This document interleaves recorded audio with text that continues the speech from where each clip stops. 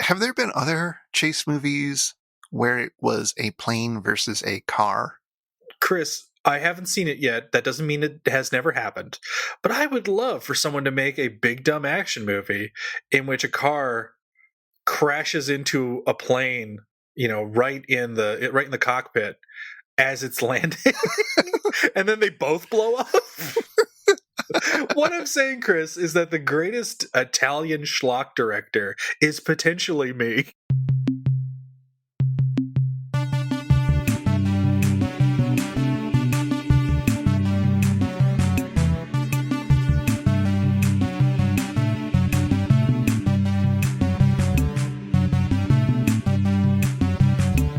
This time we watched KTMA episode 20, The Last Chase, in which Burgess Meredith comes by plane. A wild non-Beth has appeared. Yeah, Beth is being held hostage currently by her young baby child. Yes, there's nothing more terrifying than an infant with a gun.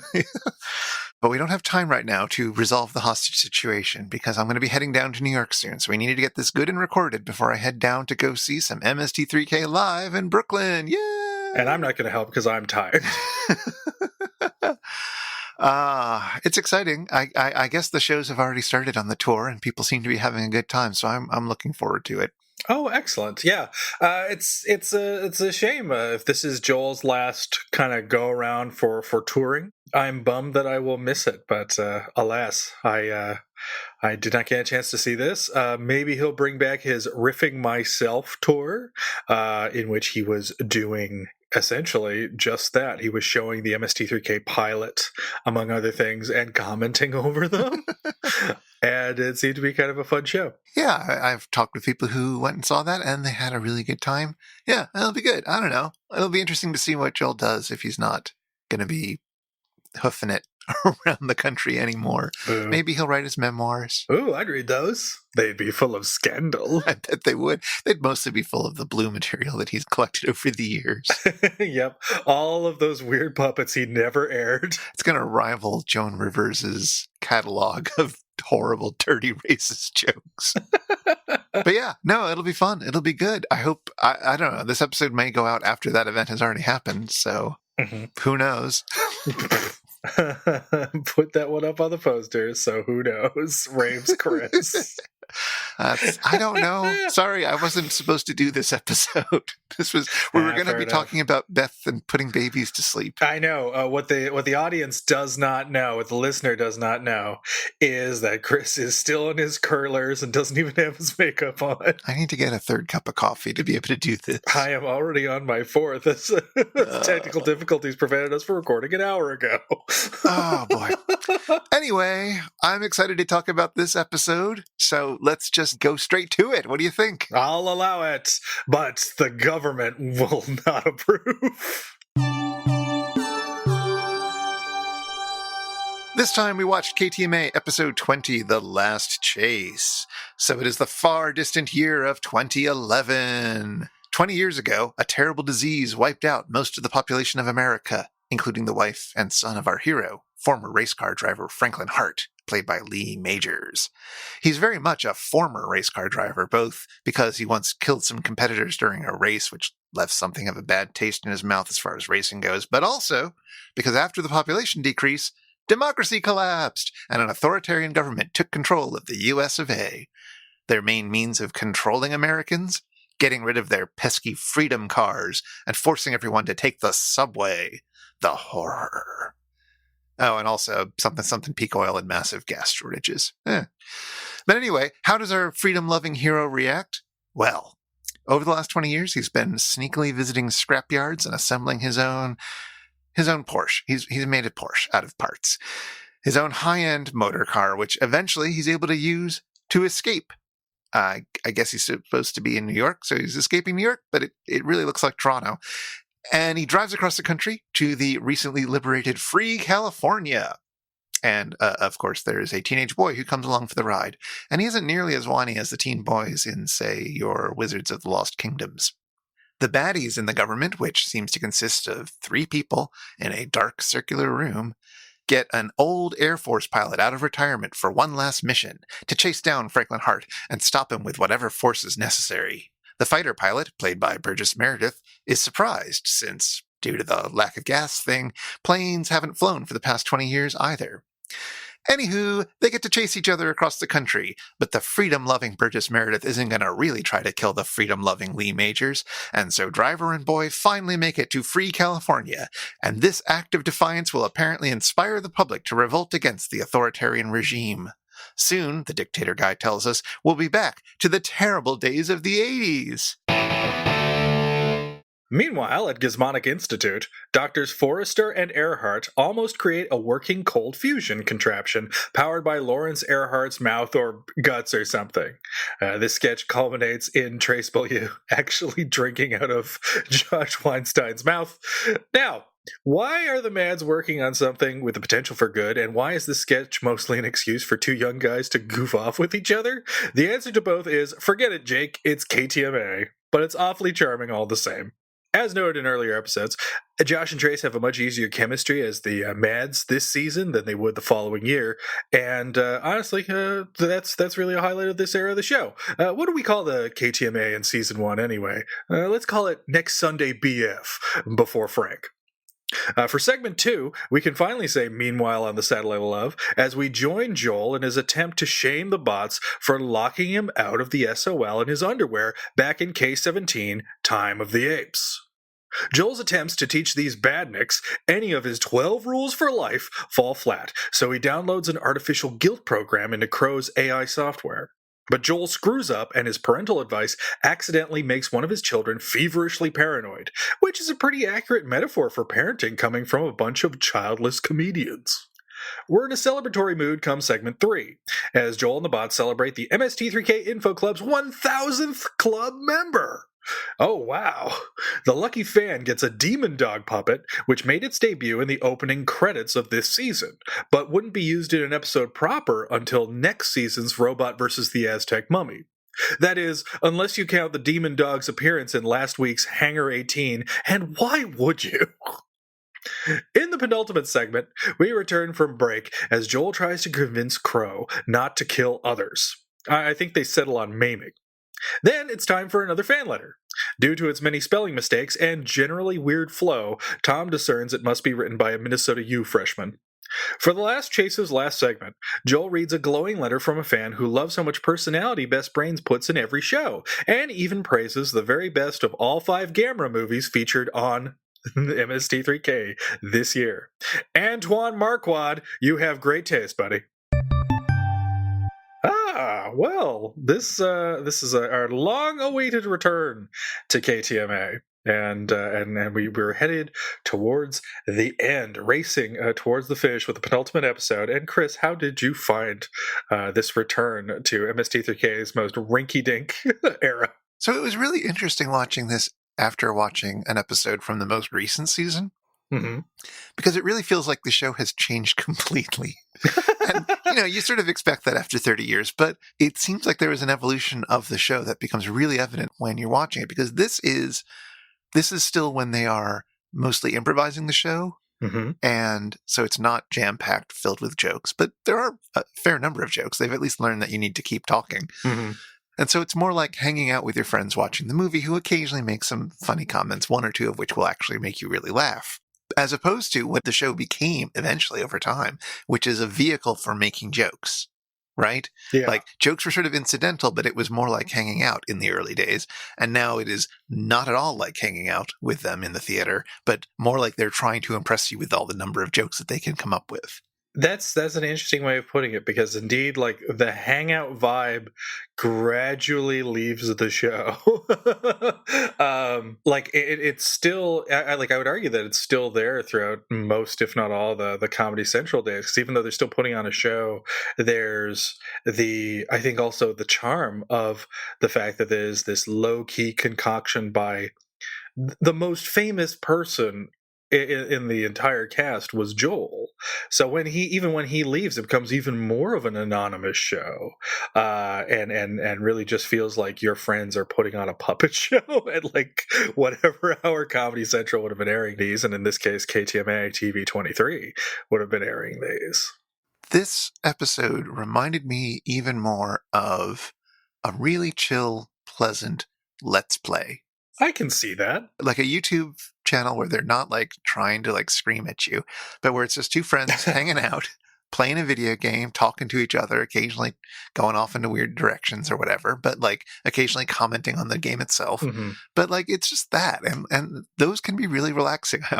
I'll put something like that on if I want to chill out and potentially sort of drift off, not necessarily pay attention to it, maybe play a dumb game on my phone or maybe take a nap. And totally, you could do that with this show. It just made a nice, cozy little bed for you, and you could lie down in it. It's got the futon there. You can unfold it if you want. And that's an interesting point too. Although I must remind listeners, for those who are perhaps only of a certain age, that though this is like a Let's Play, at no point does anyone have a heated gamer moment and drop the N-word or something. Indeed, really gotta emphasize that. But I can very much see that. And even though the pacing is somewhat different, what I would recommend is that, while neither myself nor Beth had like the highest opinion of season 1, though I've always stood up for KTMA for its own kind of strange energy that I find really appealing, I was pleasantly surprised. In fact, both she and I were pleasantly surprised by how funny Robot Monster was. Mm-hmm. It was a solid episode. Yeah. And I would say that if any listeners had the same experience where they were a little skeptical of season 1 and then they gave that episode a chance and were pleasantly surprised, watch this, and also I would say watch the KTMA Cosmic Princess, because I think that was also pretty funny. And I think that those represent some of the best of early MST3K. So if you liked one of those, keep going and like cherry pick those first 2 seasons, those first 34 episodes that they did with Josh, and there's some greatness there to be found. Also, and we're going to get to this in a little bit, but this is just such a weird movie. Well, you have your cake and you get to eat it too, Chris, because on the one hand, it's a very strange movie in terms of its messages, but it's also one of the blandest looking movies I've ever seen. This is one of the most boringly shot films. Yes, although the fact that we have only really poor copies of tapes to watch it on doesn't help. It doesn't help, no. But if I were just bothered by the cinematography, I could easily write that off. I mean, just the shots and the setups and the editing. This is not the best movie to watch. There's no reason, or sorry, I guess there is a reason why they did not bring this back for Comedy Central, because even though they make some good hay with it here, it is kind of a dull movie. They do kind of bring it back a little bit by doing Warrior of the Lost World. I suppose so. But that is a more visually interesting movie, yes. That is a much more visually interesting movie, but man, what I would not give for the screen-to-screen hunk excitement of bringing those movies' leads together, by which I mean Burgess Meredith and Donald Pleasance together where they belong. So, last episode, Beth talked about Hercules as being the ultimate boomer. Mm-hmm. And it turns out this movie is all about like a weird boomer fantasy as well.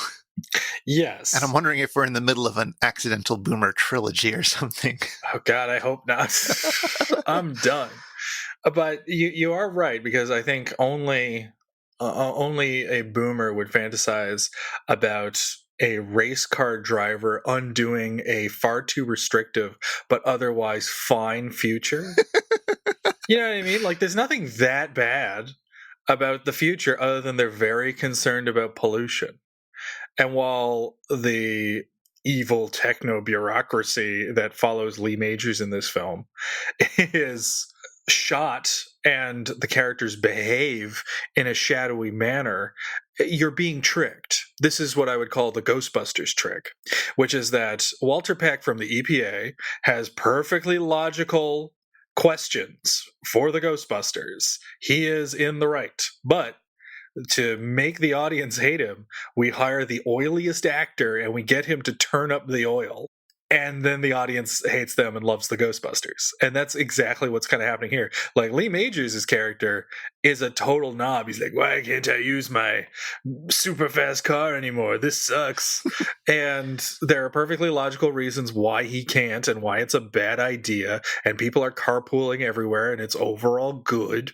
Well, people aren't carpooling in the movie, but yes. Well, they're golf cart pooling. The police have access to golf carts. Nobody else has any cars because gas is incredibly limited because we've hit peak oil. But yeah, but there might be some electric golf carts for the peoples. No, the people have to take mass transit. They have to take the subway. This is the whole thing. Yeah, which is like, again, it's one of those reasons why I find Lee Majors so unsympathetic in this film is that I love the subway. Well, exactly. I've been to all the finest ones. Your Torontos, your New Yorks, your London Englands. I, too, am a big fan of subways. As somebody who doesn't know how to drive and is quite happy not knowing how to drive, obviously I'm quite fond of subways and public transit in general. The movie, I will say in the movie's defense, it does make a few stabs at showing how the government is doing a lot of thought policing. And, that's not cool, but it is really quick to associate that with not letting people drive their Freedom Deathmobiles. I have a whole conspiracy theory as to why this movie got made. Don't you suppose that all the bitching and griping about not being allowed to race and do fun things with your cool car is because the crew of this film wanted to make a Mad Max? Right. With all sorts of weirded out cars, a Death Race 2000, and they didn't have enough money, so they instead made their dour Canadian film. Well, yeah, exactly. They're trying to make a post-apocalyptic race movie, but they have the budget for one car and one plane. And Lee Majors. And Burgess Meredith. So that's part of why they can't have the Mad Max panoply of funky cars. We do get some golf carts. They fall over. Golf carts are kind of amazing. They're just covered in poster board, let's say police and marker. It's great. There's a bit of a sense watching those scenes. It's like, oh, this is what the prisoner would have looked like if Patrick McGowan left the project and they continued without him. So this also is coming out of 70s gas shortages. It was a huge problem. It was seen as a huge controversy at the time. But a lot of science fiction works on this idea of taking a current problem and magnifying it, right? So you've got this idea that we're going to run out of gas someday, and this becomes a thing that's going to happen in the next 20 years, and we get a movie like this. But it's also really weird in that, this movie, which is so fetishizing cars, doesn't really work. I find this true about Mad Max. Where is all this gas coming from? How are all these cars driving in a post-apocalyptic scenario? It takes a lot of infrastructure to get gas into cars. And in this movie, he's just sort of siphoning up the dregs of gas that's in the tanks underneath the gas stations. Mm-hmm. But that really wouldn't be enough to get your Porsche across the country. And it would probably be the wrong kind of gas. Yeah. Although that, I think, proves a valuable point, which is that you can have a plot hole in your movie, and if the movie is entertaining enough, no one will care about that plot hole, because it makes your talk of where do people get the gas makes absolutely perfect sense. But when you sit down and watch the best Mad Max movies, which of course are The Road Warrior and Fury Road, you don't give a shit. Oh, yeah. No, I love Fury Road in particular, and did not care. I mean, it's in the back of my mind, but I don't care. Oh, sure. That doesn't ruin the movie for me. Yeah. But, part of it is just the weirdness of but you care so much. Mad Max cares about cars, but it's not making the same kind of political statement about them that this movie is. Oh, absolutely not. Yes. And that's indeed why you wouldn't care about that plot problem. Exactly. What I like is that I can just picture a variation on this movie being made now, still with Lee Majors, and still in a restrictive future, and he's still a race car driver, except the movie is now about cancel culture, and so he says something, and the government decides to cancel him via Twitter, so he gets in his car and drives away, knocking over everyone in a golf cart. Oh. The other thing I want to think about a little bit here is the whole disease depopulation business that sets up the film. Kind of. They don't do a lot with it, but they're basing it on Legionnaire's disease, which broke out in a hotel in the 70s and killed some people. But it was like a new model for how diseases might suddenly emerge and spread. Yeah. And they make a reference to it in the film as to how his wife and son and a tremendous amount of the population died. But they don't explore anything about really what that would have caused or what that would have led to, except giving Lee Majors a few scenes of, looking over old family photos and moping, and I guess maybe bonding with the teen boy that he's, substitute son that he's picked up along the way. And did that relationship really make any sense to you? No. I mean, I know what it is plot wise. It's there to have that, father son mentor mentee relationship, but it didn't need to be there. Like, in fact, the movie, I would argue, would have been stronger had it been. I know Lee Majors has to talk to somebody in screenwriting roles, but he could just be like a silent hero, and this would feel a lot more like a Western, which would appeal more to a boomer audience. Yeah. I mean, you've already got Burgess Meredith, the pilot, talking to himself the whole time. Man. And to have both of the two main freedom-loving characters being like men talking to themselves. That would have been great. It would have been a thing. It would have had a different vibe, let's just say. Yeah. Two loons in the future finding each other. Maybe like a rom-com. Probably would have been better. You don't get a lot out of this kid. He's not terrible. Like, he's not unpleasant to watch he's not a bad actor. It's not like, as I said, it's not like the Wizards of the Lost Kingdom kids. Yeah. But he's not doing much. No, he's not. That's just it. I can give him the highest praise I can give most child actors, say for the very, very best, which is that he's not irritating. Exactly. That's what I can rave about, is that he's totally fine, but who gives a shit about it by the end of the day?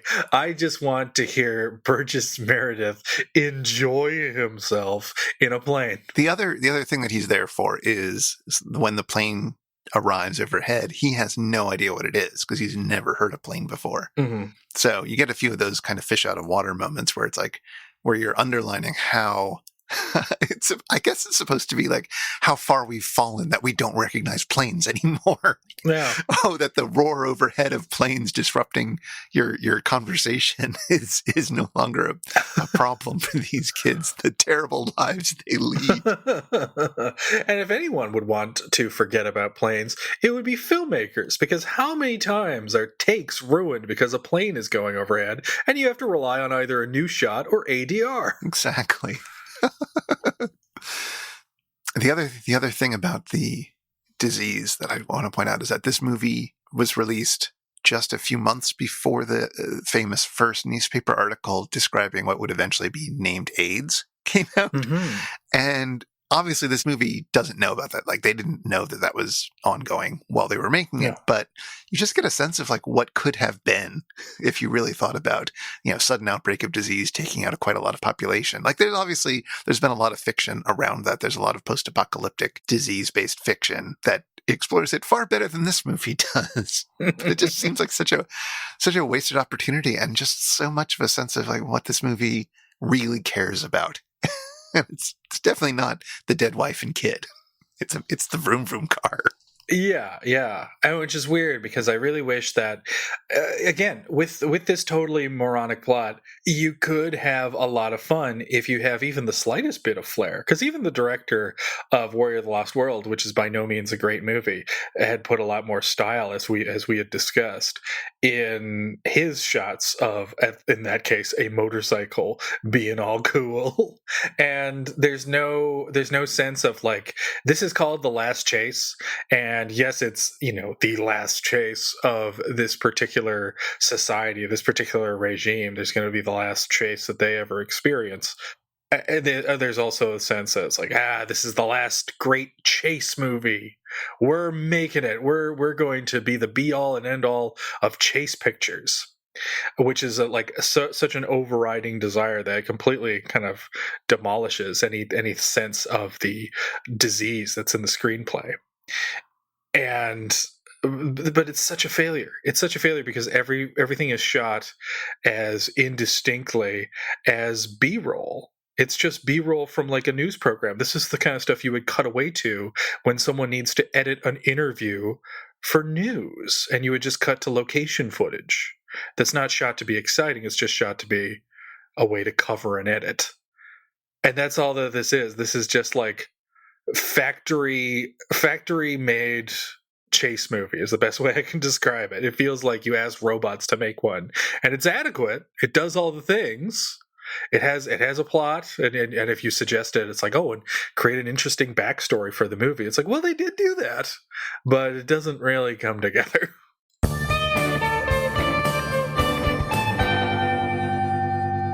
But all the stars came out, Chris. Yes. For The Last Chase. People I vaguely had heard of were in this movie. But I suppose we should start off by talking about the biggest star, and you know who I mean, Harvey Atkin. Yes, who the hell is Harvey Atkin? I've never heard of him. Oh, that's right. You're not Canadian. Nope. Beth was supposed to be here recognizing this famous Canadian part of our heritage. And what the listeners don't know is that Beth has a framed photo of Harvey Atkin in her living room. So which one was Harvey Atkin in this movie? Oh, Harvey Atkin is the Gene Shalit-looking fella, essentially an assistant to our government types. And he actually goes up to Lee Majors and warns him that, he is being suspended. Oh, that guy. Yeah. Big glasses and Gene Shalit mustache. And, of course, he's got a distinctive way of talking. That is not a big role for an actor as famous as Harvey Atkin. No, but you know what? He made up for it in other things, because all Canadians everywhere will recognize him from the many, many Leon's ads where you have to hold the payments for Christmas. So Leon's is a furniture chain. I know that much. Yes. And indeed, though he's in a bunch of 70s/early 80s movies in live action roles, the Leon's thing, I think, is a big hint as to where his career would go, because he's in a bunch of stuff. He's in Meatballs. He's in the horrible CanCon horror movie, The Incubus, in which the plot of the movie is literally rape. So we're not going to do that one on a part of our Heritage anytime soon. He did radio ads to get Canadians to buy Israel bonds. Okay. And one live action thing I must note is that he is in the best Gene Wilder Richard Pryor movie, Silver Streak, with Jill Clayburgh and Patrick McGowan. But like I said, he is a big voiceover guy, and he was both King Koopa, aka Bowser, on all the Mario cartoons of the 80s and 90s. Oh, nice. He was the character Sasquatch from Savage Island on X-Men in the 90s, which of course had an all-Canadian cast. And he voiced Sam, the one half of Sam and Max Freelance Police, where in 1997 when they turned those LucasArts games into a Saturday morning cartoon. Was he the bunny or the dog? He is the dog. Okay. One last note, which is kind of sweet, actually. So there's an episode of one of the Super Mario cartoons that, for whatever reason, has become a bit of a meme. And when Atkin died, and also Tony Rosato, a Canadian actor and SCTV alum who starred as Luigi, there was an animator who started a collaboration with every online animator who would agree to it to reanimate an episode of the Super Mario Brothers Super Show, which was dedicated to both Rosato and Harvey Atkin. Yeah, it's called Mama Luigi, and it features some great animation. Well, let's move on to some of the lesser lights in this movie. Lee Majors. Yes. He was a bionic man, and he married a pretty lady in the 70s. That's about all I know about him. Well, with Lee Majors being the marrying kind, he married a lot of pretty ladies, sometimes in the 70s, as far as I can tell. I had to do like a little bit of looking up, because as we were talking about Lee Majors, it's like, oh no, he divorced Farrah Fawcett. Is he a bad guy? Not that Farrah Fawcett's an angel or anything. Hey, Charlie's angel. She was an angel, yes. I decided to look it up. So far, it seems like Lee Majors is actually like fine, personally. At least there's nothing terrible about him, which is like, phew.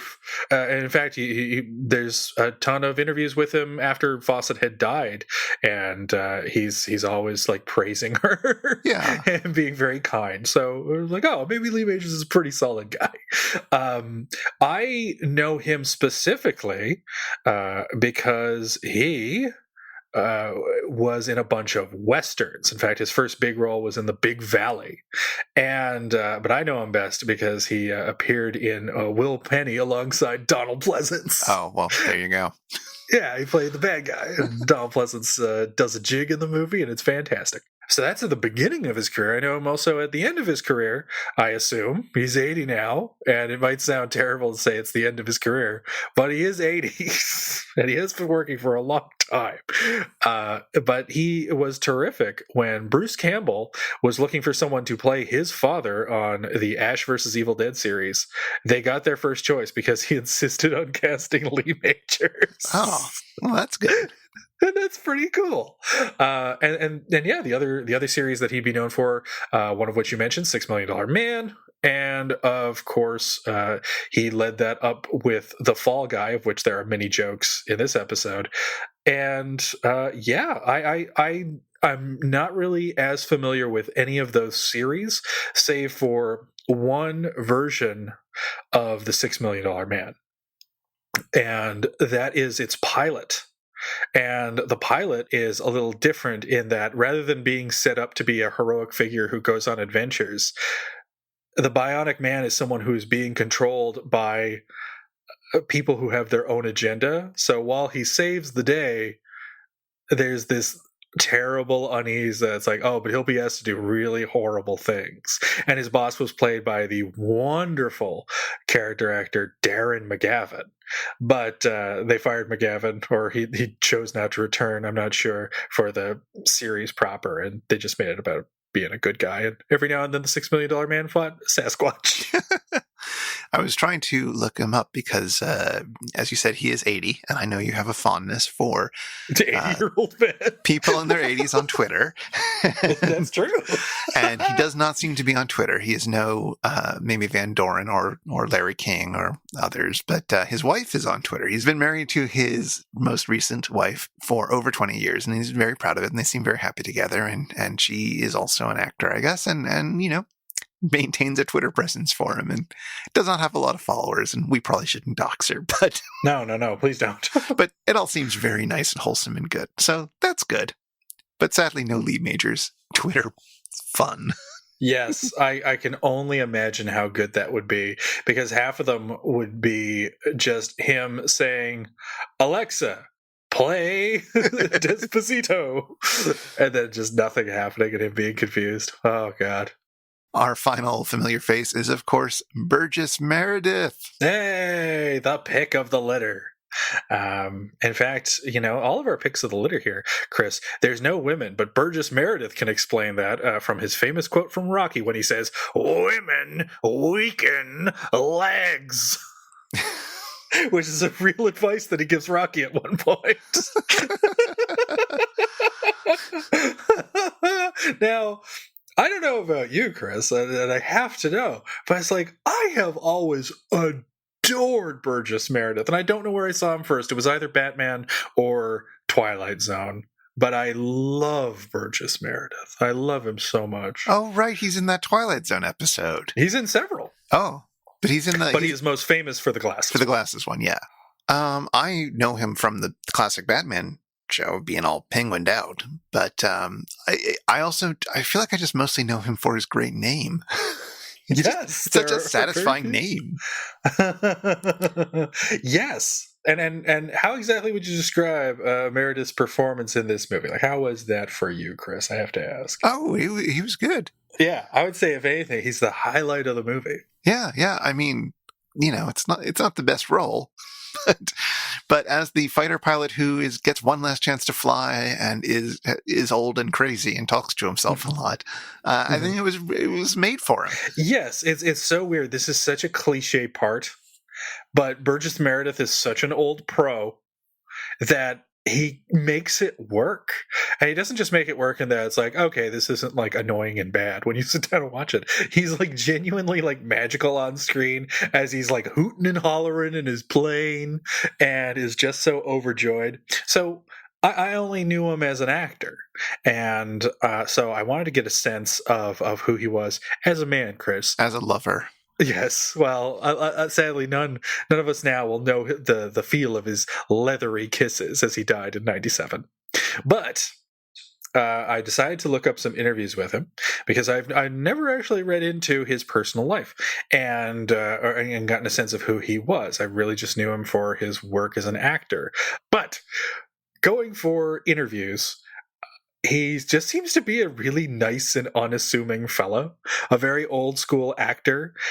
His whole comment about the business was, I work enough to pay the rent and live well, and that's it. Acting's a nice way to make a living. And when talking about his parts and asking him about his legacy, he immediately trails off into this quote, which I had to write down.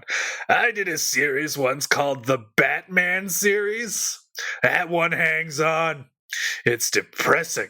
It hangs on. You work all your life and people want you to sign a picture of a damned penguin. It was a good show. Oh, that's great. Yeah. So Meredith seems to be a pretty rad guy, and then I found this, courtesy of IMDb, so take it with a grain of salt. But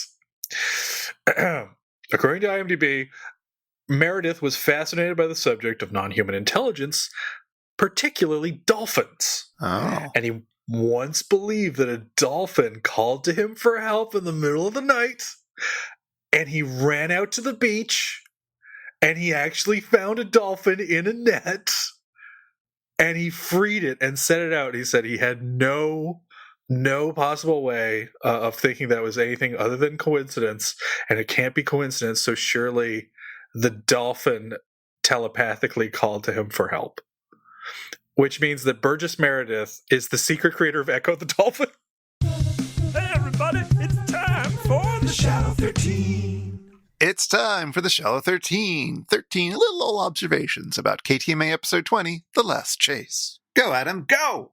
As the credits of the movie roll, Crow sees the Canadian Film Development Corporation mentioned and says, Oh, Canada. Well, that explains why it sucks.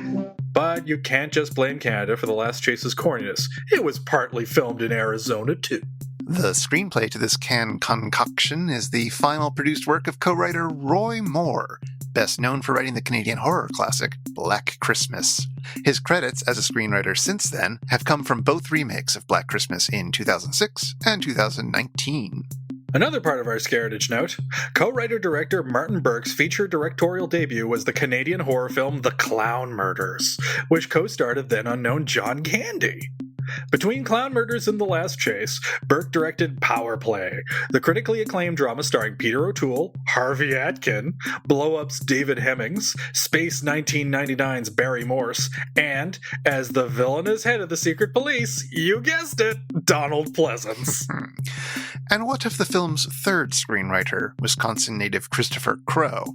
Sure, Crow had become a household name by co-creating BJ and the Bear, but some would argue that his real legacy was made before his writing career took off, when Crow designed the band logo for Cheap Trick. I thought that was pronounced Christopher Crow. Harvey Atkin isn't the only Canadian who appeared in the forgettable Canadian summer camp comedy Meatballs. Chris Makepeace, seen here as Ring, the kid who's tagging along for the ride, also has a supporting part in Ivan Reitman's hit comedy.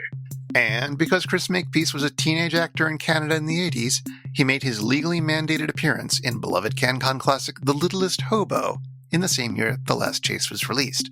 In the episode East Side Angels, a high school basketball team is in trouble, and one of the team is accused of arson. Will a homeless German shepherd figure out who really did it? Yes. In the opening segment, Trace Beaulieu's Dr. Forrester pushes some, quote, heavy water on Dr. Earhart by saying, Open up, here comes a steam shovel. Chug, chug, chug, chug, chug, chug, chug, chug, chug, chug, chug. Dr. F will reuse this phrase when feeding his miracle growth baby in the host segments for episode 306, Time of the Apes. That's the Comedy Central Time of the Apes, not the KTMA original, though we covered both versions on this very podcast. Heavy water is actually a thing. It's heavy because the hydrogen molecules in the water have extra protons.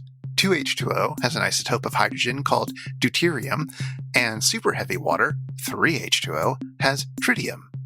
Heavy water is used mainly as a moderator in some nuclear reactors. Fun fact, Beth's dad used to be a heavy water operator at their local nuclear power plant. What other uses does heavy water have? Apparently, it can increase the length of circadian rhythms. Extended exposure can also cause sterility and eventually death. But it takes kind of a lot. You'd need to replace at least a quarter of the water in someone's body with heavy water to poison them. And in fact, some jerk at a Canadian nuclear power plant, probably not Beth's dad, once snuck a half cup of heavy water from the reactor and put it into a drink dispenser. Now, this wasn't enough to lead to heavy water toxicity, but because it had been in the reactor, it was a little radioactive. Anyway, don't do this. Good advice. Dr. F is pouring the heavy water into Dr. Earhart's mouth to create cold fusion, a type of nuclear fusion that could supposedly happen at room temperature. This was some ripped from the headlines material. Martin Fleischmann and Stanley Pons published their article claiming that they had created cold fusion in March 1989. Other scientists quickly tried to replicate their results and failed. And the scandal was famous enough that, 2 months later, a local Minneapolis TV show with mad scientists could make jokes about it. As the cold fusion causes Dr. Earhart's mouth to gurgle out foam, Dr. F takes a straw, slurps some directly from his mouth, and declares that it tastes like Peach Blow Fizz. Peach Blow Fizz is an old-timey cocktail made with peach, gin, and not heavy water, but heavy cream. And a weird bit of trivia courtesy of J. Elvis Weinstein himself. When Lee Majors introduces himself as Franklin Hart, Servo notes that Dabney Coleman's character from the Dolly Parton comedy 9 to 5 had the exact same name. And it's true. I'm not going to think about how formative 9 to 5 must have been on a teenage Josh Weinstein that he remembered that specific detail. And that's time. Is this like old NFL highlight music? Now, Chris, I have a question. Do you? I have a question for you. It's a political question, so it might have to be cut from the podcast.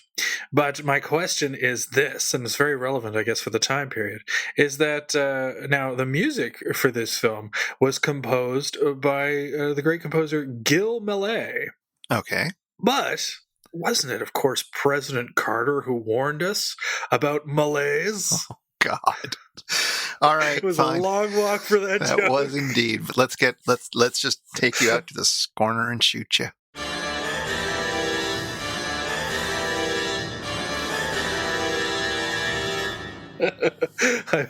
I pet Gil Millet too hard. Now we don't move no more.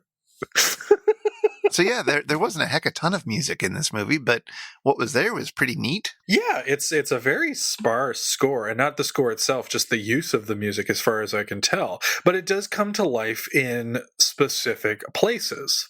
And it's noticeably quite jazzy. Particularly, as I think even Josh notes in the theater, or Servo, I should say, when Burgess Meredith is taking flight. Right. The football highlights real background music. It's very, very, very 70s jazz. It would not be out of place in an episode of Columbo.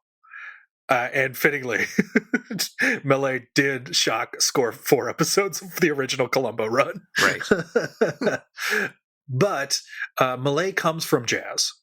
And that explains a lot. That's how he got into it, in much the same way that John Barry started off as a popular composer of very rhythmic, not quite rock and roll, but big band music, and that led to him becoming a successful composer. That's kind of what happened with Millet, though he never reached the heights of John Barry in terms of like a famous project. He tended to work a lot in TV and with smaller productions, including not that long before this one, a terrible Canadian sci-fi movie called Starship Invasions. Yeah, I would not paint myself as any kind of expert on jazz, though I know a little bit about it, but I've never heard of him, which doesn't mean that he isn't any good. It just means that he's, like you do come across John Barry for his earlier music sometimes, and I've just never noticed Gil Millet before. Yeah, you tell people you like the records of Gil Millet, and people are like, yeah, I love Whitey on the Moon. And you're like, oh, no. It's a different Gil. Oh. So did he have any, like, was he working with any of the greats, or did he have any success in jazz? He did have success in jazz. In fact, he had some very specific successes that I'll tell you about in jazz, film, and television, respectively. Okay. And they're all very, very neat. So I guess early in his career, he became the very first white musician to be signed to Blue Note Records, home of John Coltrane and Cannonball Adderley. Chris, I posted this in the Slack, but did you get a chance to listen to the track called Mars? Oh, no, I didn't. I can listen to it right now if you want. Yeah, let's give it a listen. It made me fall in love with him all over again.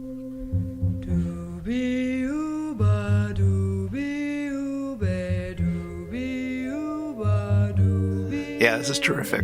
Yeah, I adored that. To be honest, I completely fell in love. It is a jazz singer, this woman with a delightfully sultry voice, starts singing about barren planet Mars, but not before throwing a few doobie doobie doos in there. It's great, and the music is very fitting for like an episode of The Twilight Zone. I heard some vibraphone in there. You can't hide that from me. But Chris, let's move from jazz, as everyone eventually does. Yes. But to what I think is his greatest achievement in the entire world of his life. Right. Let us go now back to the Slack. I have another video to share of possibly his shortest composition, but I think his greatest. And that is the theme. So listen to all of it. The theme to a little series called Kolchak the Night Stalker.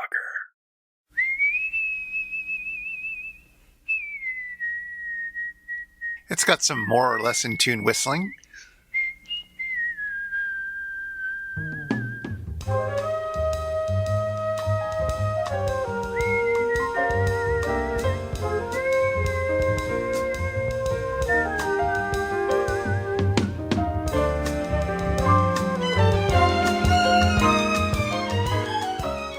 I've seen that opening before in like YouTube compilations of opening theme songs, and it's really great. I don't know it well enough that I immediately was like, oh yeah, this tune, but yeah. Oh god, it's such a it wormed in my brain with the very first episode of Kolchak I saw, which is the precursor to the X-Files in a sense, as it is about it was the inspiration for that show and a lot of shows like it, like Supernatural, where a reporter was tracking down cryptids and whatnot. But the opening theme, I don't know, maybe it's just because I'm a bipolar person and I just relate to it on that level, but it starts off all breakfasty and jaunty. It's this close to being the theme for the NBC Mystery Movie, with how sweetly it opens with Darren McGavin whistling along with his own theme music. Right. But then it turns ultra sinister halfway through of a 60-second composition. Yeah. It goes from charming to creepy in one note. And it's so good. and I just, it's one of those things where there are certain bits of popular culture that you encounter throughout your life that just make your eyes bug out and make you want to jump up and down. And this entire opening sequence, from like the music to the actor chosen to the shots and how it's all edited together, even the font, it's all beautiful. Like, this is a perfect pop culture moment.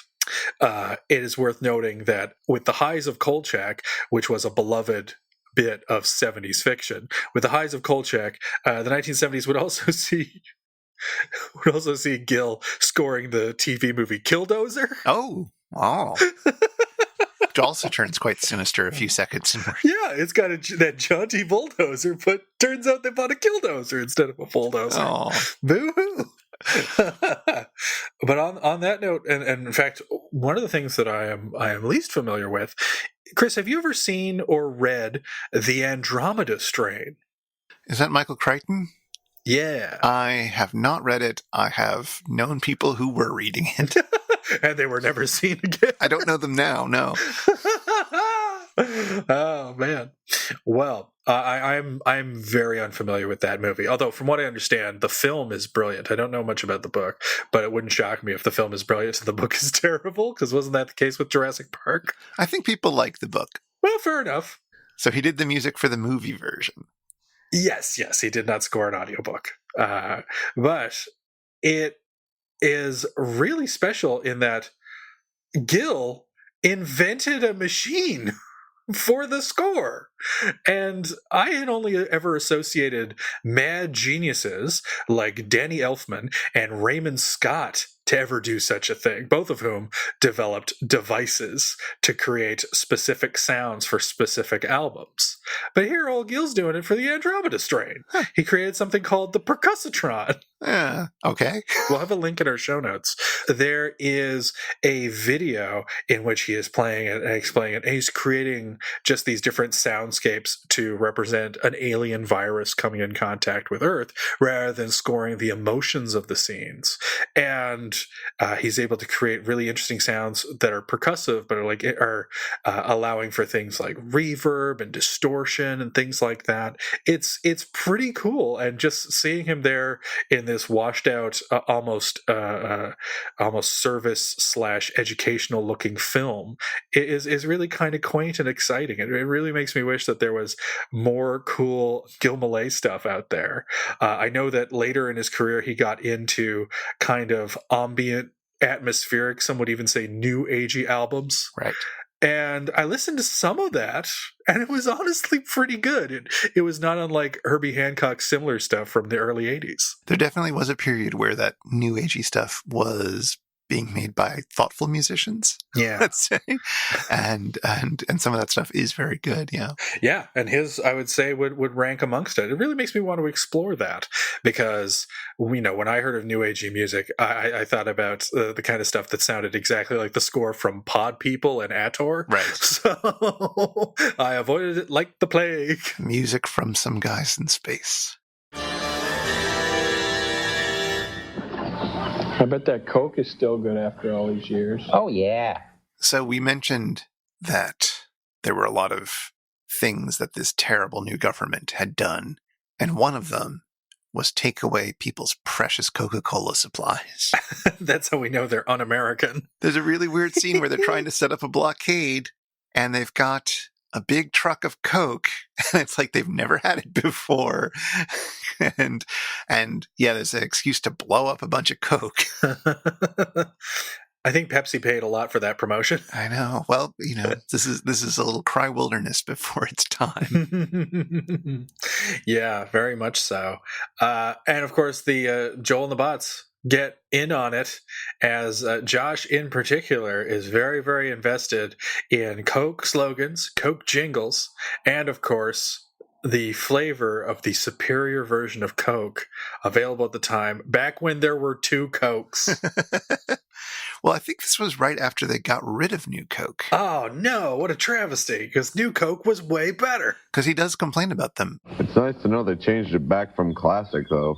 We have something to look forward to. It survived, though. Not only has it come back recently because of Stranger Things, they've brought it back as kind of a tie-in, but it survived in Newfoundland for a really long time. Yeah, so I have a bit of personal experience here because I, like dozens of sensible Americans, prefer the taste of New Coke. But they, of course, discontinued it. Luckily, for certain markets where it did exceptionally well, it was continued and was stocked up to about 1997 as Coke 2. And I was so thrilled. And I was really hoping that like Crystal Pepsi would continue on as well, but that I was lucky to have Coke 2, honestly.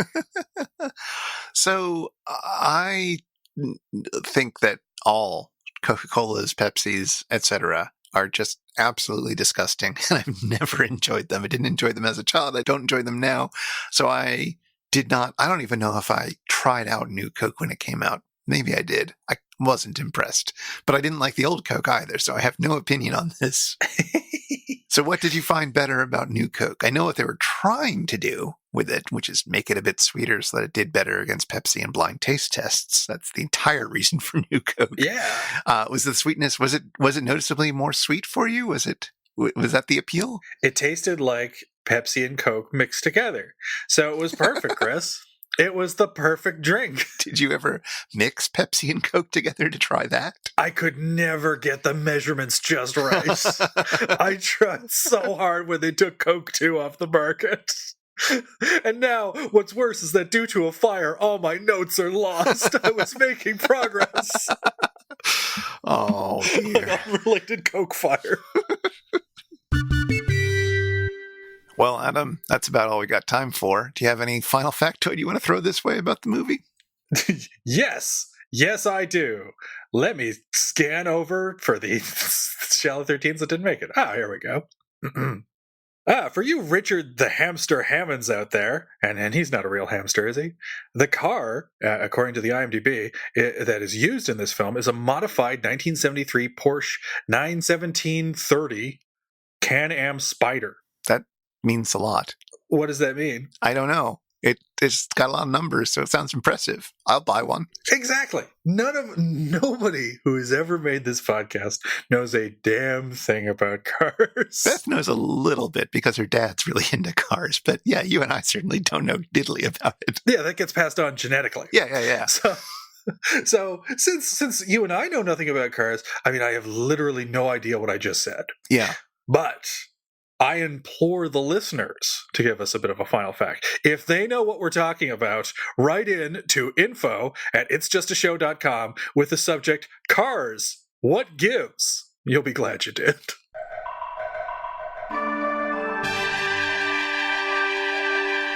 And indeed, if you've been affected by the issues on this show, if you know anything about Porsches, or if you'd like to ask us anything, get in touch with us. Our website is itsjustashow.com, and we're on Twitter at itsjustashow, and we would love to hear from you. This show is made possible by listeners like you. You can check out our Patreon and listen to some bonus bits if you give us a bit of money by going to itsjustashow.com/Patreon or patreon.com/itsjustashow. And if you want to follow up on anything that we mentioned today, you'll find links in our show notes at itsjustashow.com/episode/56. Well, Chris, it seems we have chased our last chase for the last chase. What do we follow this up with by means of a chaser? Well, we're going to go down, down, down, down, down into the center of the earth once again as we join Wanda Sagnussen, a.k.a. Kathy Ireland, as she goes down, down, down into the center of the earth and shows herself to truly be Season 5, Episode 16, The Alien from L.A. Oh, very exciting. Well, I believe it's Beth's favorite episode, so hopefully she will be able to enter and complete hostage negotiations with her child to join us for that one. Yes, though knowing Beth, her sole reaction will be dull surprise. This episode sounds brown. Is this one of your favorites? I have always enjoyed it. And it's got good riffs, it's got good sketches, and it's just got that wonderful, early Mike, end of Comedy Central era energy to it. It's great. This is the episode that I tend to have people watch for their very first MST3K episode. Oh, that's a good choice. Yeah, I think it's really accessible, and I think it's really delightful, and it's a weird movie, but it's familiar, but it's also visually engaging, blah, blah, blah, blah, blah. So if you've been listening to all 56 episodes of this, but have never watched an MST3K, first off, thank you. And second off, maybe watch this one before we do the episode about it. You'll be glad you did. Yeah, you might finally get hooked. After religiously listening to this show for over 50 episodes, they might finally get in. But until then, vroom goes the dynamite. And oh my god, we forgot to talk about the creepy Native American part. Oh well, take it away, Theme Squad.